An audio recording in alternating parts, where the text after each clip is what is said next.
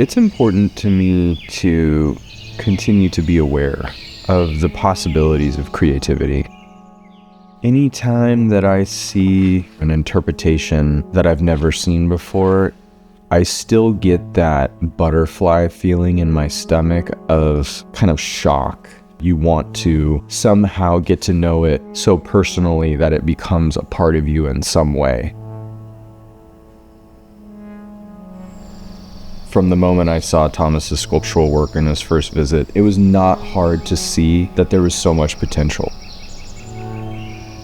Was there something new that we've never done before that would change what both of us do in terms of the outcome of our creativity?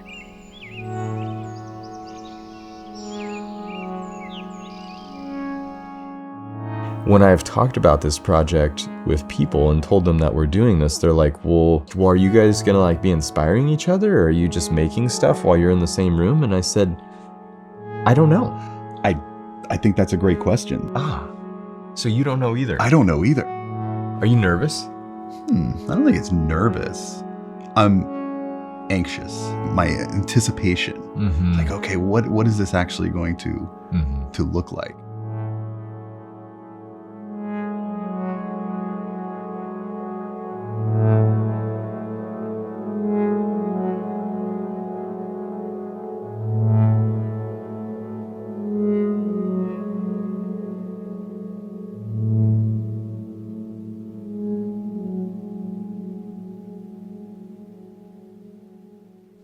Collaborating with an artist means being more intimately involved in their creativity. What started happening with my trees and Thomas's work, they've evolved and grown together in such an organic way. I've not experienced that before. There was a lot of synergy with our work, but I've paired trees with artists' vessels. Thomas was capable of so much more than that, and I wanted to see what was possible. It's very interesting now. Yeah. I've never seen anything like it. I've never seen anything like it. So as a bonsai practitioner, you don't know who the next great innovative figure or the next great revolutionary artist will be. You have no idea. But that was a pretty seismic moment when I saw your work for the first time. I saw the quality and the caliber and the artistry of your work. The impact of you sharing that this place was inspirational to you, like, had a seismic impact on me because your work was of such a level. You're a creative director, you're a graphic designer, you're a painter, you're a sculptor, you're an artist as the sort of overarching umbrella. And now bonsai is becoming a medium for you as well. Every individual comes at it from a different point of view with a different background, a different context for why they're engaging. Bonsai has been practiced for a long time, and all of a sudden, now Thomas Nevar is bringing something to bonsai that is different. Why bonsai? I do not know, but there is something about it, and it has always been. The first time I saw a bonsai tree, it just fell in love. Just was like, what is this? And it's all it took. Shall we put her up here? All right, let's do it. You guys good? Great. Okay. Box is not the most stable. Okay. You know, looking back, the tree, I'm sure, was just a little juniper, nothing, special, but there was something about it. But this is what keeps them alive in the mountains. There was just something about that tree in that pot. How far down we can go with this? I would try to get little trees and kill them immediately because I had no idea what I was doing. But it wasn't until I was just scrolling through the internet and I saw that group of cypress trees that you have, and I was like, what the hell is that? And then it was really funny because when I actually saw the size of it, when there was like you standing next to it, and I realized how big it was. Yeah. Then it was just like, oh, bonsai doesn't need to be tiny. Yeah. Like I had no idea. I had that moment first time I went to Japan, and I was like, oh, I like this better. Bigger is better. Is much, much better. Bigger is better. You know, I can pick your work out of a plethora of pics on Instagram or on Pinterest or something. Scroll through. Oh, that's Ryan. That's Ryan. You can see it. And I think it's because you've stepped outside of that model and you've really studied what nature actually, the influence that nature has on the trees. I'm gonna hold that so you can see it, Thomas. Yeah.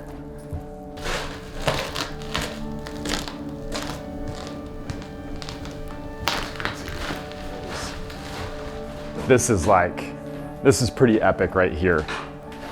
Look at this. Yeah. Right? Yeah. A little more age. Yeah. You know, my introduction to bonsai was fairly superficial, but the curiosity was created, I think, by something very deep. It's freakishly proportioned. There was a feeling that I got It's got the base, it's got when I realized that you could sculpt and work with a living thing that created the curiosity. And that feeling for me, that like sensation of seeing that personality in the tree became the sensation that I chase. I think that's the beauty of bonsai, is it exposes people to this much larger realization of these organisms that are the huge, tremendous orator of the landmass to human beings.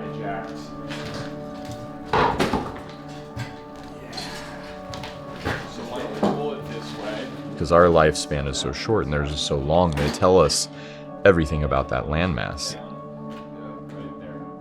I mean, look at what Mirai's turned into. Now your work is a lot more prominent and prevalent here. We're working on a Randy Knight tree and a Thomas Nevar sculpture today. And that like, these are influential individuals in what has led this place to become what it is. And then if you want, you can run wire. I'm not sure if you want to run wire through that. It's really special to get to combine all of these forces. Wow. You know, and I know think, I'm overwhelmed.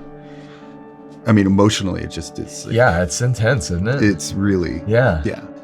And I think it's really special for you and I to get to sit down and reflect on these things together. Yeah, I just don't want this thing to melt down when we do this. Yeah, okay, we're good. Okay, and then, so those roots, as much as we can space them. I appreciate so much your, you recognizing in me that there was something Undeniable. There. That was Everybody recognizes it though, Thomas. It's just the fact that you haven't unveiled it to yeah, everybody yet, right? And that's part of it, is that I haven't unveiled it. Oh yeah. It's like it was made for this. I know. You gave me the confidence to unveil it. Cool. Good. That just means so much. Yeah, that makes me feel good. I feel good that is the impact. Yeah. That's good. Yeah.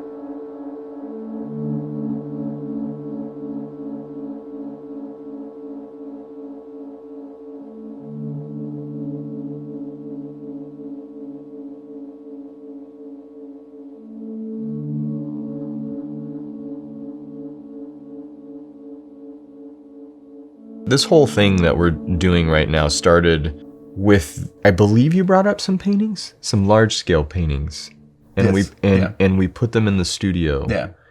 around a tree, and that kind of created this notion of an exhibition that we would do together. But then it went farther, and you said, sometime I would love to just come up and paint while you're working on a tree, and I was like, okay. That sounds cool. I have no expectation Right. of what's going to be, but when I've talked about this project with people and told them that we're doing this, they're like, well, are you going to be watching him paint? And I was like, I don't know. And they're like, well, is he going to be looking at what you're doing? And I said, I don't know. I've never done that. For me. Yeah, I've never done that where I'm making something creative while somebody else is making something And in fact, creative. for me, painting is such a solitary That's activity for interesting. me. Yeah. I was just looking at this right before we started, and I was like, wow, I really don't know what this is going to become. Yeah, I was thinking the same It's- thing. I would. It's a little daunting. It is a little daunting. It's a weirdo Magirdo, you know? Getting to know a tree again that I've known and worked with but haven't touched in several years. See if something unveils itself over time. Usually does, right? You know, the more I touch it, yeah. Yeah. I enjoyed the process of getting to know a tree again that I've known and worked with but haven't touched in several years.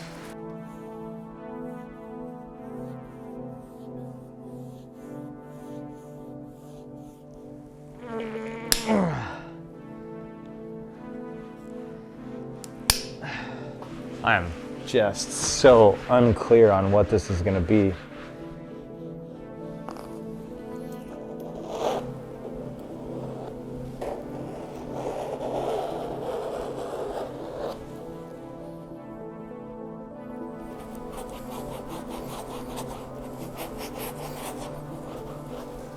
So much of my work is blending and trying to blend the colors together, because I don't want to ever see something that just looks out of place. It needs to look like it was formed by nature, which I think is what you do as well. Trying.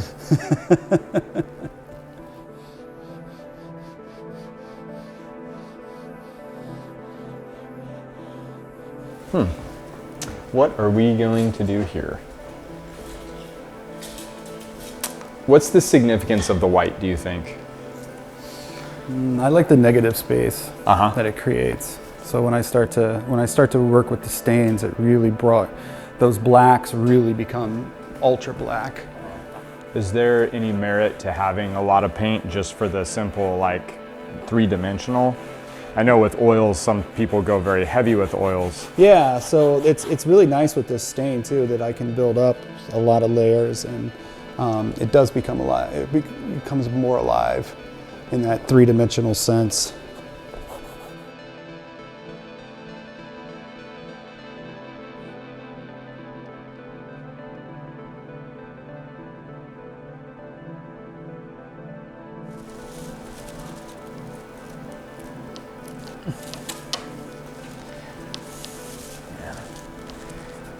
Making it hard on me here.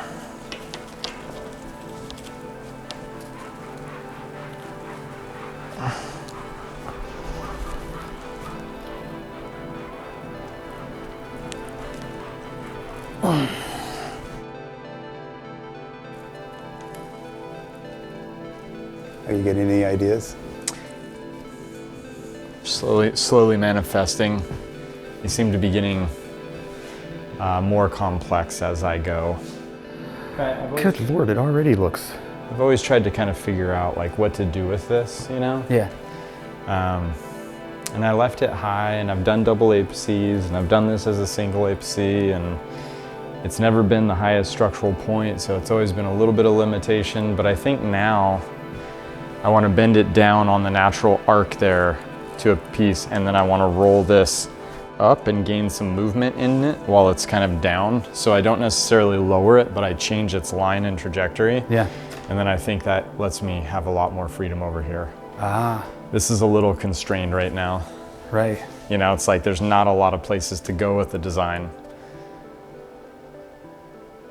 This has gotten so radical in here though. Just like looking at the bark and stuff. I know. It's so cool. Just twisting Just lovely. the twister. When you paint, how long are you painting? If you're painting, if you go on a creative binge, what does that look like in a day? Is that 2 hours, 3 hours, 10 hours? Yeah, it's 8-10 hours.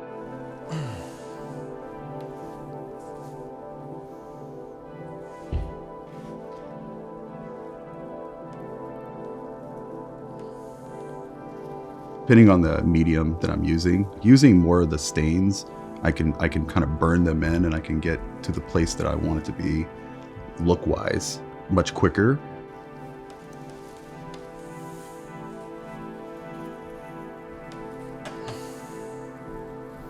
All right, guys, I apologize. We need windows. I can open that window in there.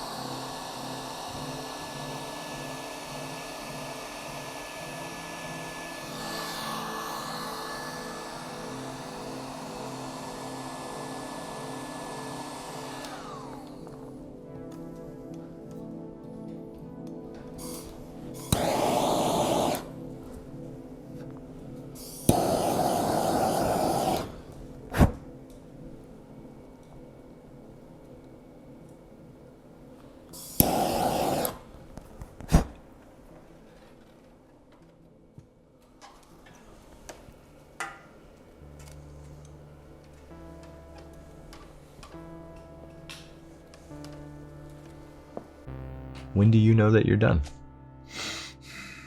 I have a hard time walking away from a painting. Uh-huh. Unfinished? Unfinished. I hate to say that I don't know. There's a feeling. And when I say I don't know, I'm meaning that I can't put it into words, but it'll just arrive.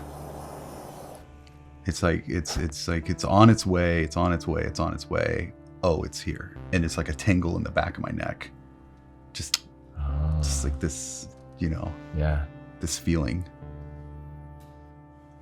I like the shape that made. I know, it's just kind of, like the circle keeps coming into my head. It's like something that needs to be on here. Uh-huh. And it really sort of played out that way.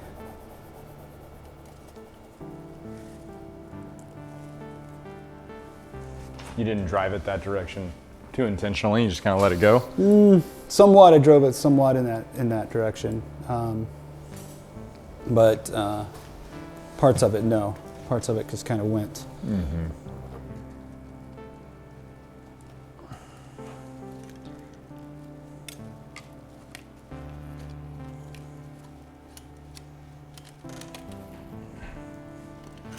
Yesterday, I personally feed off of improvisation. That's why that pine repot was so fucking exciting.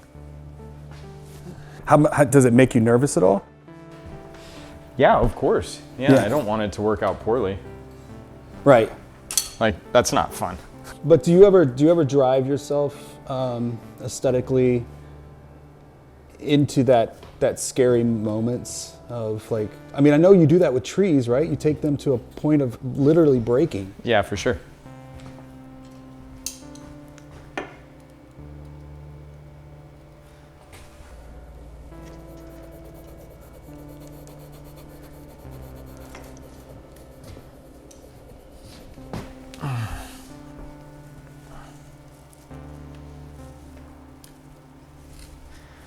Do you find yourself playing it safe sometimes as well?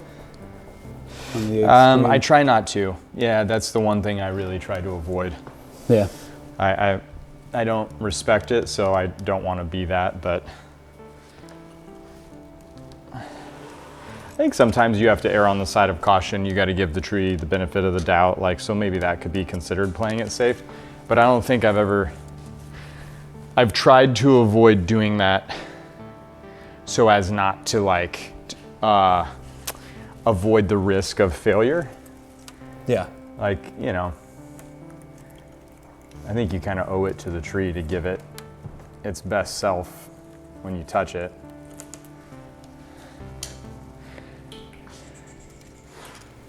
Do you play it safe?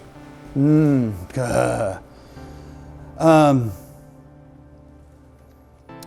try not to. I really, really try not to. But there is a point in which you got to stop. Mm-hmm. And I think that's Before you ruin it, kind before of you thing? ruin it. Yeah. And if I had one critique of myself, it's that I sometimes maybe stop a little too early and don't push beyond that. Bonsai, you cut a branch off, it's gone. It's gone. You know, you break something, Yeah. it's gone. You don't have that Control Z. Yeah. It's like, Yeah, and with your painting, you know, if you go a different direction, it doesn't work out. It's done. it's done. It's You're done. like, And okay. I actually, I think that high stakes decision making is really fun. It is. You know, being committed, and then you're gonna have oh shit moments where you're like, oh no, what did I do? Do you feel like that you are a little bit of an adrenaline junkie in that sense? No. No. Okay. No, I don't think so. I actually kind of dread the work that risks a tree dying. Okay. Yeah. But it's like a means to an end, right? Got to move the structure to make the best tree. I see the best tree. I know the best tree is there. What am I going to do? Make something less than the best tree? I can't do that. Do you have any of those trees that still keep you up at night? You're just like, ah. All of them. The ones that didn't work. You're just like, God. All of them. Yeah. Yeah. All of them that didn't work. All of them that didn't work. Yeah, I think about them all the time. I wish for them back, you know? Yeah.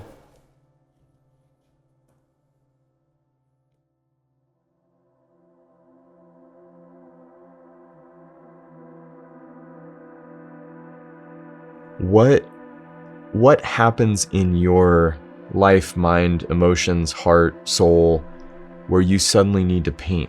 And what happens where you stop? Yeah, that's easy. It's dopamine for me. Like, I have to do it. You know, it's meditation for me. Okay.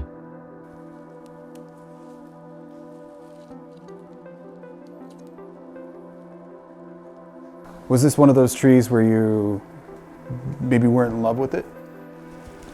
I was so not in love with it until we put it in this pot. In fact, I barely looked at it.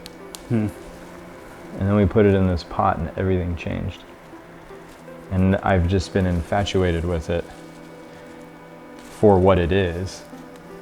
But I've never really known what to do with the canopy because everything seems so ordinary compared to how unordinary it is. But I'm like such a junkie for scale that the big oversized nature of it has always made it so tough. Even the branches are very big and thick and coarse, so it's quite cumbersome to bend and try to get any sort of pleasing line or shape out of it. I think everyone needs a form of meditation. Sure. Whether it's traditional meditation, or you know, it's art, or it's something, a place where you can just be calm and be alone. But your painting actually looks like the structure of this tree. I kind of noticed that too. I was like, this is...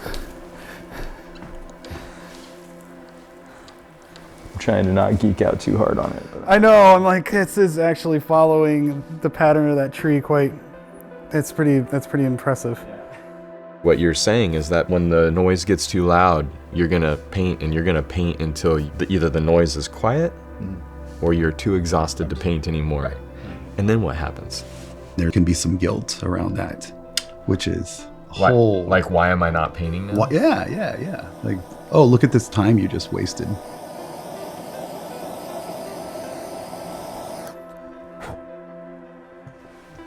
yeah, I was fighting this branch for so long, and now I realize the tree needs to come back this way, which I have never had that thought before, for this to be the defining. So it comes down and around and boom.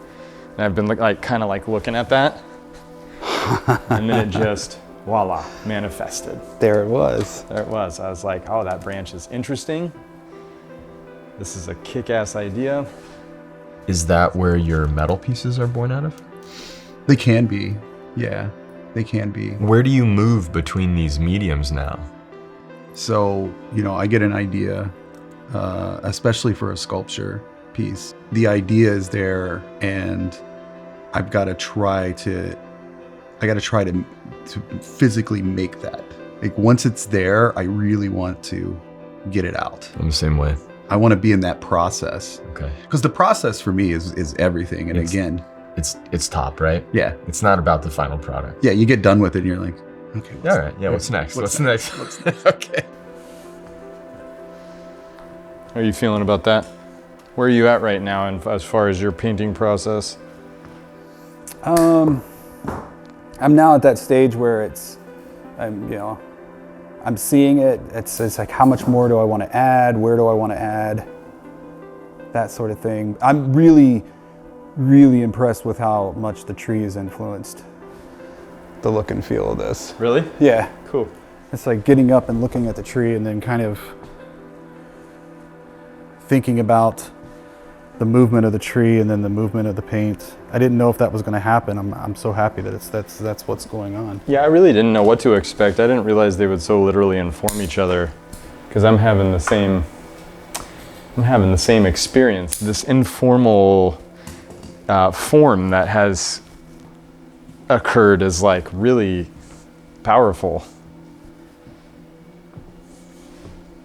It completely answered the question for me on this tree. That's just amazing. Which was really quite a moment. Do you ever have ideas where you're like, ha, ha, as it's like floating away, As and it's you're like, floating no, away. come back, Yes, come back. Oh, yes. dude, that is, You're like, wow. that gives me anxiety, actually. Yes. It gives me tremendous anxiety. Yeah. These ideas, the most brilliant idea in the world, we like look at brilliant people and we're like, oh, they're brilliant because they have a lot of good ideas. But you don't need a lot of good ideas. You just need the good idea, and to grab it and to bring it to fruition, right? And like, Right.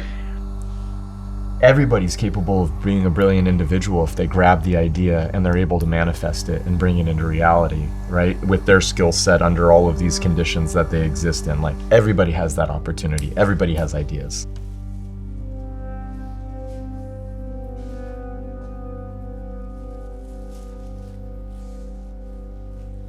Once you have the idea, then the discipline has to kick in. Yeah. And that's why a lot of people talk about, like, hey, if you have a really good idea, don't tell anyone. Mm-hmm. Because in the act of telling, your brain is like, oh, you've already done that. We've manifested. Yeah. And you're going to get all of that dopamine release from that. And then you're not going to have any desire to actually create it after that. Oh, that's really interesting. Yeah. So just, be really quiet about really good ideas. Yeah. Until you can actually show it. Yeah. Huh.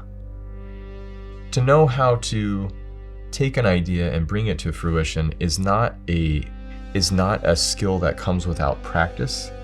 And when you're mentored to do that by people that have figured out how to do it, Mhm. it helps you do it better, like any other skill, Sure. I think. Yeah.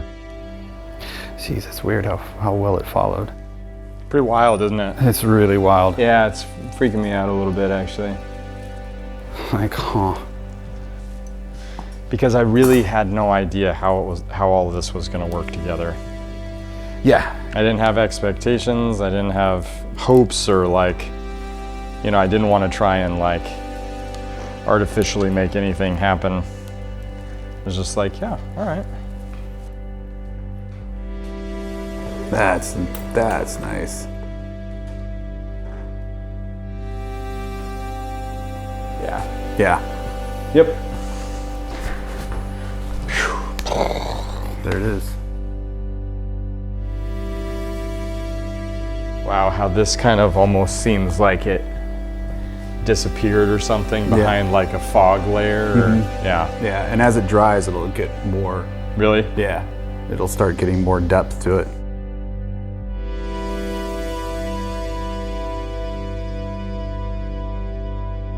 I'm so happy to see that thing cleaned up after all the time we've spent looking at it.